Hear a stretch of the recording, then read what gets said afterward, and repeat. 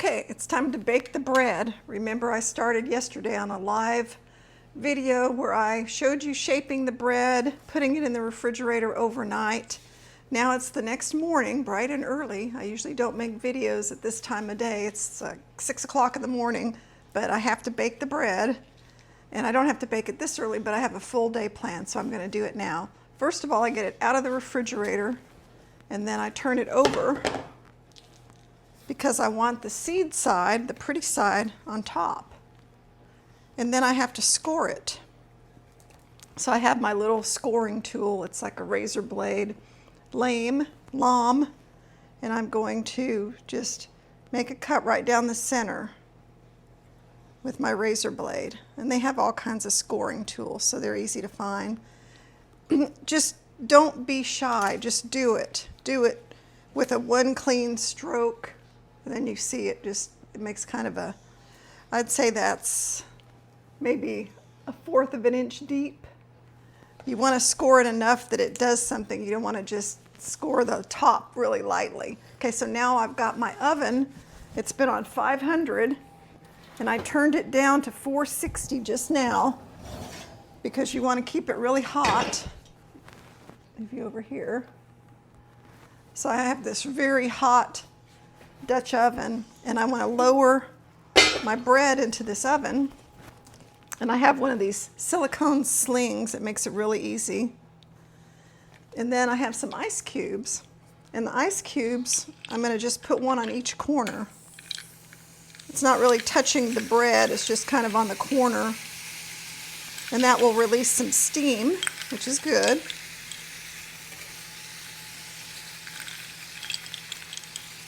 And then I want to get this back in the oven as soon as possible for 25 minutes covered.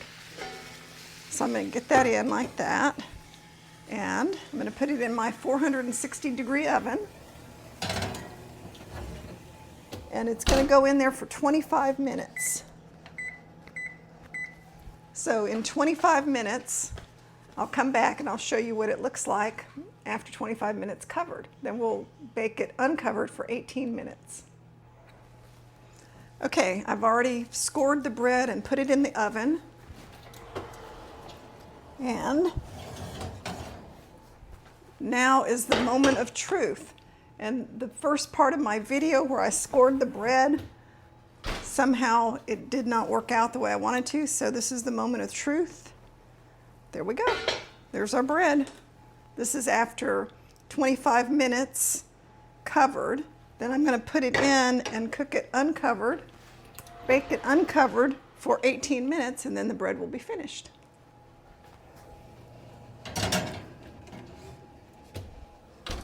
Set the timer.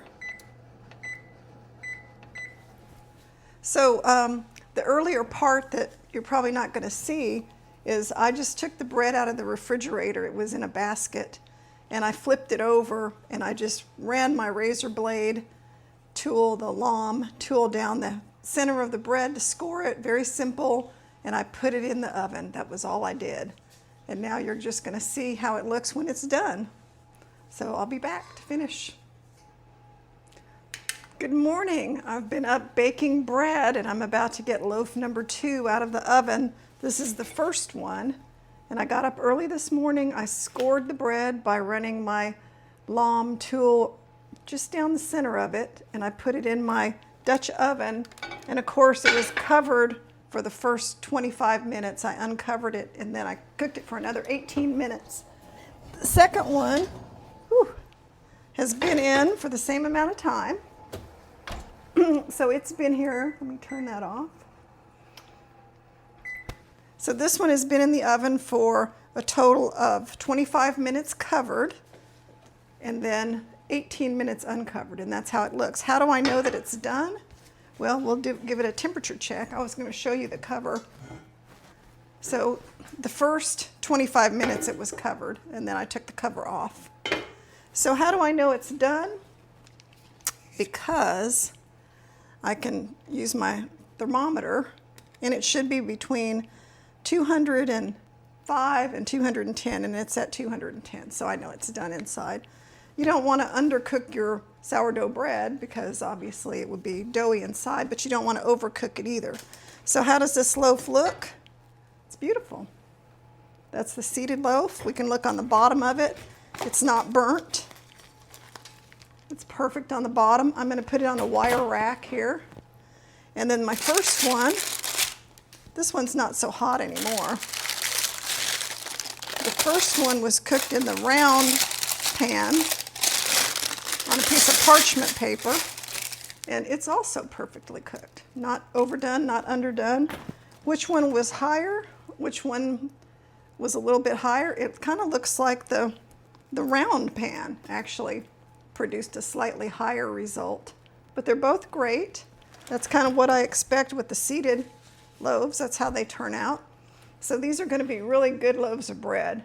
And what I do is I'll wait until they cool completely, because you can't cut it when it's hot. It's still kind of forming. And then I'll slice it. So I can't wait to test a piece of this seeded sourdough bread later today. Remember, it's whole wheat sourdough bread, which I think gives it an extra nutty, deep flavor. It's a lot healthier. It's made with organic whole grain flours.